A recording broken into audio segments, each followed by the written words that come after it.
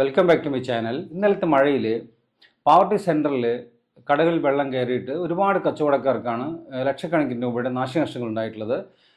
അതിലൂടെ യാത്ര ചെയ്യുന്ന ആളുകളുടെ വാഹനങ്ങളിൽ വെള്ളം കയറിയിട്ട് കേടാവുകയും അങ്ങനെയുള്ള നിരവധി പ്രയാസങ്ങൾ ഇന്നലെ ഞായറാഴ്ചയായിട്ട് കുറേ വ്യാപാരികളും അതുപോലെ തന്നെ അതിലൂടെ യാത്ര ചെയ്യുന്ന യാത്രക്കാർക്കും അനുഭവിക്കേണ്ടി വന്നിട്ടുണ്ട്. സെൻറ്റർ വികസനവുമായി ബന്ധപ്പെട്ട പ്രവർത്തനങ്ങൾ ആരംഭിച്ചതിന് ശേഷം തുടർച്ചയായ 2ാം വർഷമാണ് ഇത്തരത്തിൽ പാവർട്ടി സെൻറ്ററിൽ വെള്ളക്കെട്ട് രൂപപ്പെടുന്നത്. അതിന് മുൻ വർഷങ്ങളിലെല്ലാം കടയുടെ അകത്തേക്ക് വെള്ളം കയറുന്ന പ്രവണത വളരെ അപൂർവമായി വർഷത്തിൽ 1-2 തവണ മാത്രം സംഭവിക്കുന്ന ഒരു പ്രതിഭാസമായിരുന്നുവെങ്കിൽ പാവർട്ടി ടൗൺ വികസന പ്രവർത്തനം, അതായത് അശാസ്ത്രീയമായ പാവർട്ടി സെൻറ്റർ വികസനത്തിൻ്റെ ഭാഗമായിട്ടാണ് കച്ചവടക്കാർക്ക് ദുരിതവും അതുപോലെ തന്നെ അതിൽ യാത്രക്കാർക്കുള്ള ദുരിതവും നിത്യസംഭവമായിട്ട് മാറിയിട്ടുണ്ട്. അപ്പോൾ അതിനെപ്പറ്റി മർച്ചൻ്റ് അസോസിയേഷൻ പ്രസിഡന്റിൻ്റെ വാക്കുകൾ നമുക്കൊന്ന് കേൾക്കാം. ഇന്നത്തെ നല്ല മഴയിൽ വീക്ഷിക്കാവുന്ന രീതിയിൽ, കാരണം ജൂൺ കാലവർഷം വളരെ നേരത്തെയാണ് പഞ്ചായത്ത് കാനകൾ വൃത്തിയാക്കിയിട്ടുണ്ട്. പക്ഷേ ഇപ്പോഴും രൂക്ഷമായ മഴ പെയ്യുമ്പോൾ പെട്ടെന്ന് കടകളിലേക്ക് വെള്ളം കയറുകയാണ്. കടകളിലെ ഉടമസ്ഥരെ നല്ലൊരു മഴ പെയ്തു കഴിഞ്ഞാൽ ഭീതിയോടെയാണ് കാണുന്നത്. കാരണം പ്രത്യേകിച്ച് അവരുടെ കടകളിൽ വെള്ളം കയറുമ്പോൾ സ്വാഭാവികമായിട്ടും അവരുടെ ഉപജീവനത്തിന് വേണ്ടിയിട്ടുള്ള സ്റ്റോക്കുകളിലെല്ലാം വെള്ളം കയറി നാശനഷ്ടങ്ങൾ ഉണ്ടാവുകയാണ്. ഇതിന് പരിഹരിക്കേണ്ട വിഷയങ്ങൾ ഇപ്പോഴും പരിഹരിച്ച് കഴിഞ്ഞിട്ടില്ല. ഒരു കാന വൃത്തിയാക്കൽ കൊണ്ട് മാത്രം ഇന്നത്തെ പാവർട്ടി, വികസിത പാവർട്ടിക്ക് ഇത് മാത്രം നടക്കുന്ന ഒരു കാര്യമല്ല. സെൻട്രൽ വികസനം എന്ന് പറയുമ്പോൾ ഇത്തരത്തിലുള്ള വിഷയം കൂടിയും ഇതിൽ ഉൾപ്പെടുത്തേണ്ടതാണ്. ഈ സെൻട്രൽ വികസനത്തിൻ്റെ ആദ്യത്തെ യോഗത്തിൽ MLA പങ്കെടുത്തുള്ള യോഗത്തിൽ ഇക്കാര്യങ്ങൾ വ്യാപാരികൾ ചൂണ്ടിക്കാണിച്ചിട്ടുണ്ടായിരുന്നു. പക്ഷേ അതിന് ഉദ്യോഗസ്ഥ തലത്തിലോ ഭരണതലത്തിലോ ഒരു വലിയൊരു പ്രാധാന്യം കിട്ടിയില്ല. അതിൻ്റെ തിക്തഫലങ്ങൾ പാവർട്ടിയിലെ മുഴുവൻ വ്യാപാരികളും പൊതുസമൂഹവും അനുഭവിച്ചുകൊണ്ടിരിക്കുകയാണ്. സെൻറ്റർ വികസനവുമായി ബന്ധപ്പെട്ട പ്രവർത്തനങ്ങൾ ആരംഭിച്ചതിന് ശേഷം തുടർച്ചയായ 2ാം വർഷമാണ് ഇത്തരത്തിൽ പാവർട്ടി സെൻറ്ററിൽ വെള്ളക്കെട്ട് രൂപപ്പെടുന്നത്. അതിന് മുൻ വർഷങ്ങളിലെല്ലാം കടയുടെ അകത്തേക്ക് വെള്ളം കയറുന്ന പ്രവണത വളരെ അപൂർവമായി വർഷത്തിൽ 1-2 തവണ മാത്രം സംഭവിക്കുന്ന ഒരു പ്രതിഭാസമായിരുന്നുവെങ്കിൽ പാവർട്ടി ടൗൺ വികസന പ്രവർത്തനം, അതായത് അശാസ്ത്രീയമായ പാവർട്ടി സെൻറ്റർ വികസനത്തിൻ്റെ ഭാഗമായിട്ടാണ് കച്ചവടക്കാർക്ക് ദുരിതവും അതുപോലെ തന്നെ അതിൽ യാത്രക്കാർക്കുള്ള ദുരിതവും നിത്യസംഭവമായിട്ട് മാറിയിട്ടിരിക്കുന്നത്. പുതിയ കാന ഉണ്ടാക്കുമ്പോൾ നമുക്കിവിടെ കാണാൻ കഴിയുന്നത് അല്പം പോലും കാനയ്ക്ക് വീതി കൂടുകയോ അതിൻ്റെ വെള്ളം ഒഴുകിക്കൊണ്ടിരി പോകാനുള്ള കപ്പാസിറ്റി വർദ്ധിക്കുകയോ ചെയ്യുന്നില്ല എന്നുള്ളതാണ്. ഇതിൻ്റെ ഭാഗമായിട്ട് ഇപ്പോൾ പല സ്ഥലങ്ങളിലും 6 ഇഞ്ച്, 8 ഇഞ്ച്, 10 ഇഞ്ചൊക്കെയാണ് പൊട്ടിച്ചിട്ട് ഇവിടെ ചെയ്യുന്നത്. യഥാർത്ഥത്തിൽ ഇതിൻ്റെ സർവേ കടന്നു പോകുന്ന ലൈനുകളിലൂടെ കാണാൻ കഴിയുന്നത് ഒരു 1.5 അടി 2 അടി വീതിയിൽ ഇതിൻ്റെ ലൈനുകൾ കടന്നു പോകുന്നതാണ്. ഇപ്പോൾ ഇവിടുത്തെ വ്യാപാരികൾ വളരെയധികം പ്രയാസങ്ങളിലാണ്. അവരുടെ വരാന്തയുടെ ഭാഗങ്ങളൊക്കെ ഇടിഞ്ഞുകൊണ്ടിരിക്കുകയാണ്.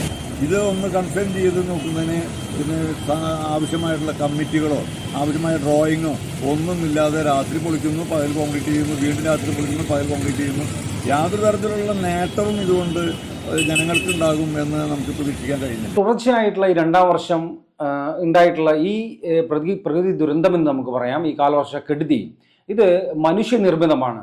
കാരണം 2023-24 വർഷങ്ങളിൽ പാവർട്ടി സെൻറ്റർ വികസനവുമായി ബന്ധപ്പെട്ട് നടന്ന പ്രവർത്തനങ്ങളുടെ, അതായത് റോഡ് വീതി കൂട്ടാതെ റോഡ് ഉയരം കൂട്ടി വലിയ കാനകൾ, താഴ്ചയുണ്ടായിരുന്ന വീതി ഉണ്ടായിരുന്ന വലിയ കാനകളെല്ലാം പൊളിച്ചു കളഞ്ഞിട്ട് ഭംഗിയുള്ള ചെറിയ കാനകൾ ഉണ്ടാക്കി അതിലേക്ക് വെള്ളം പോകുന്നതിനുള്ള എല്ലാ സംവിധാനങ്ങളും അടച്ചതിന് ശേഷം പിന്നീട് വെള്ളപ്പൊക്കം ഉണ്ടായതിനു ശേഷമാണ് അവർ സൈഡിൽ ഇങ്ങനെ ഗ്രില്ല് പോലത്തെ സംഭവങ്ങൾ പിടിപ്പിച്ചത്. അപ്പോൾ തുടക്കത്തിൽ തന്നെ ഇതിനെപ്പറ്റി ഒരുപാട് വിമർശനങ്ങളാണ് ഉയർന്നിട്ടുള്ളത്. അളവിൽ തന്നെ പടിഞ്ഞാറ് ഭാഗത്തുണ്ടായിരുന്ന അളവ് കിഴക്ക് വശത്തേക്ക് മാറി, അത് കോവിൻ്റെ ഈ സെൻട്രൽ വികസനവുമായി ബന്ധപ്പെട്ട് സ്കൂളിൻ്റെ മതിൽ കയ്യേറ്റമാണെന്ന് പറഞ്ഞ് രേഖപ്പെടുത്തിയതും അതുപോലെ തന്നെ ആ സർവേയുടെ ഭാഗമായിട്ട് അവർക്ക് കയ്യേറ്റക്കാരല്ലാത്ത ആളുകളെ കയ്യേറ്റക്കാരായി ചിത്രീകരിക്കുന്നതിന് വേണ്ടി സർവേ ഡിപ്പാർട്ട്മെൻറ്റിൽ തന്നെ അഴിമതി നടന്നു തുടക്കത്തിൽ തന്നെ ആരോപണം ഉയർന്നിട്ടുള്ളതാണ്. കാരണം ഇതിന് ശരിവെക്കുന്ന രീതിയിലാണ് ഇപ്പോഴത്തെ ഈ ദുരന്തത്തിൽ നിന്ന് നമുക്ക് മനസ്സിലാക്കുന്നത്. അന്നത്തെ ആളുകളുടെ ആ ദീർഘവീക്ഷണത്തോടെയുള്ള ആ വാക്കുകൾ അന്വർത്ഥമാക്കുന്ന രീതിയിലാണ് ഇപ്പോൾ ഈ തുടർച്ചയായി ഉണ്ടാകുന്ന മഴകളിൽ കടകളിലേക്ക് വെള്ളം കയറുന്നതും അതുപോലെ തന്നെ യാത്രക്കാർക്ക് അതിലൂടെ കടന്നു പോകാൻ പറ്റാത്തത്ര ബുദ്ധിമുട്ടുണ്ടാകുന്നുണ്ട്. MG റോഡിൽ നിന്ന് കൃത്യമായ അളവിൽ വന്നിട്ടുള്ള റോഡ് അവിടുത്തെ വീതി നമുക്ക് ചെന്ന് കഴിഞ്ഞാൽ പരിശോധിച്ചാൽ അറിയാം.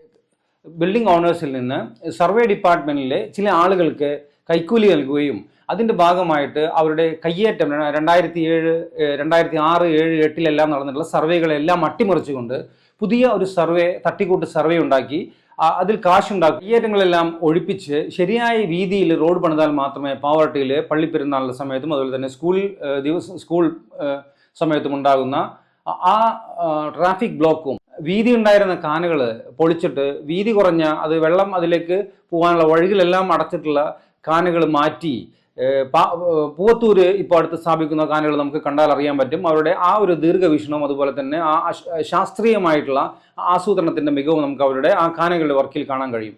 അത് ഒരാൾ ഇറങ്ങി നിന്ന് കഴിഞ്ഞാൽ ഏകദേശം നെഞ്ചിൻ്റെ അളവ് വരെ അത്രത്തോളം താഴ്ചയിലും അതുപോലെ തന്നെ ആ കാനകൾക്കെല്ലാം വെള്ളം പോകാനുള്ള ആക്സസുകളും ഇട്ടതായിട്ട് നമുക്ക് കാണാൻ കഴിയും. അപ്പോൾ PWD ഒരു വിഭാഗം ആളുകൾ, അത് അഴിമതിക്കാരായിട്ടുള്ള ആളുകൾ, അതുപോലെ തന്നെ സർവേ ഡിപ്പാർട്ട്മെന്റിലെ ചില അഴിമതിക്കാരായ ആളുകളും അവർ ചില രാഷ്ട്രീയ ഭൂമാഫിയയുടെ ആളുകളും കൂടിയിട്ട് നടത്തിയിട്ടുള്ള ഒരു വൻ അട്ടിമറിയാണ് പാവർട്ടിയിൽ നടന്നിട്ടുള്ളത് എന്ന് വ്യക്തമാക്കുന്ന രീതിയിലാണ് തുടർച്ചയായിട്ടുള്ള 2ാം വർഷവും ഇത്തരത്തിൽ വെള്ളം കയറുന്നത്. അപ്പോൾ അന്ന് ഇതിനെതിരെ പ്രതികരിക്കാത്ത ആളുകൾ ഇന്ന് മുതലക്കണ്ണീരൊഴുക്കിയിട്ട് പ്രത്യേകിച്ച് കാര്യമൊന്നുമില്ല. പക്ഷേ അതിനെതിരെ 2 വർഷത്തോളമായിട്ട് പൗരാവകാശ സംരക്ഷണ സമിതി നിരന്തരമായിട്ടുള്ള പോരാട്ടത്തിലാണ്. ഹൈക്കോടതി ഡിവിഷൻ ബെഞ്ചിന്റെ പരിഗണനയിലാണ് ഇപ്പോൾ ഈ സെൻട്രൽ വികസനവുമായി ബന്ധപ്പെട്ട അഴിമതി കേസ് നിലനിൽക്കുന്നത്. കരാറുകാർക്ക് 2,76,00,000 രൂപ വാങ്ങിക്കൊടുത്തതിൽ നിന്ന് കൈക്കൂലി അതിൽ നിന്നുള്ള വിഹിതം അടിച്ചു മാറ്റാൻ വേണ്ടി ഉദ്യോഗസ്ഥന്മാരും അതുപോലെ തന്നെ രാഷ്ട്രീയക്കാരും നടത്തിയ ആ നാടകത്തിന് ഹൈക്കോടതിയുടെ ചുട്ട മറുപടിയുടെ ഭാഗമായിട്ടാണ് 59 ലക്ഷം രൂപ മാത്രമാണ് കരാറുകാർക്ക് കിട്ടിയിട്ടുള്ളത്. കരാറുകാര് ഇതിൽ നിരപരാധികളായിരിക്കാം. കാരണം രാഷ്ട്രീയക്കാരുടെ സമ്മർദ്ദം മൂലവും ഉദ്യോഗസ്ഥന്മാരുടെ സമ്മർദ്ദം മൂലവും അവർക്ക് ഈ അളന്നു കൊടുക്കുന്ന സർവേ ഡിപ്പാർട്ട്മെന്റ് അളന്നു കൊടുക്കുന്ന ഭൂമിയിൽ PWD നിർദ്ദേശിക്കുന്ന സ്കെച്ച് അനുസരിച്ച് വർക്ക് ചെയ്യാനുള്ള അവകാശം മാത്രമേ കരാറുകാർക്കുള്ളൂ. പക്ഷേ അവര് മിസ്ലീഡ് ചെയ്യപ്പെടുകയും ഇത്തരത്തിലുള്ള ഉദ്യോഗസ്ഥന്മാരുടെയും ഈ രാഷ്ട്രീയ ഭൂമാഫിയക്കാരുടെ ഇടപെടലും കാരണം പാവട്ടിലെ ജനങ്ങളുടെ വലിയൊരു സ്വപ്നമാണ് ഇത്തരത്തിൽ വെള്ളത്തിലായിരിക്കുന്നത്. അപ്പോൾ കരാറുകാർക്കും ഇത്തരത്തിൽ വളരെ ദുരിതമാണ് അനുഭവിക്കുന്നത്. 2,76,00,000 രൂപയോളം കിട്ടേണ്ട സ്ഥാനത്ത് ഇപ്പോൾ 59 ലക്ഷം രൂപ മാത്രമാണ് കരാറുകാർക്ക് ലഭിച്ചിട്ടുള്ളത്. അപ്പോൾ ഇത്തരത്തിലുള്ള ഒരു കൂട്ടം ആളുകളുടെ കുൽസിത തന്ത്രത്തിന്റെ ഫലമായിട്ടാണ് പാവറട്ടിയിൽ ഇത്തരത്തിൽ മാൻമെയ്ഡ് ഡിസാസ്റ്റർ എന്നാണ് നമുക്കിങ്ങനെ പറയാൻ പറ്റുക. ദൈവത്തിന്റെ ഭാഗത്തു നിന്നുള്ള ഡിസാസ്റ്റർ അല്ല, ഇത് ചില അഴിമതിക്കാരായ ആളുകൾ നേരിട്ട് ഇടപെട്ടതിന്റെ ഭാഗമായിട്ട് പാവറട്ടിയിലെ ആ വികസന പ്രവർത്തനം അട്ടിമറിച്ചതിന്റെ ഒരു വ്യക്തമായ ഒരു ചിത്രമാണ് ഇന്നലത്തെ മഴയിലൂടെ നമ്മൾ ഇതിൽ കണ്ടത്. അടുത്തൊരു വീഡിയോയിൽ കാണുന്നതുവരെയും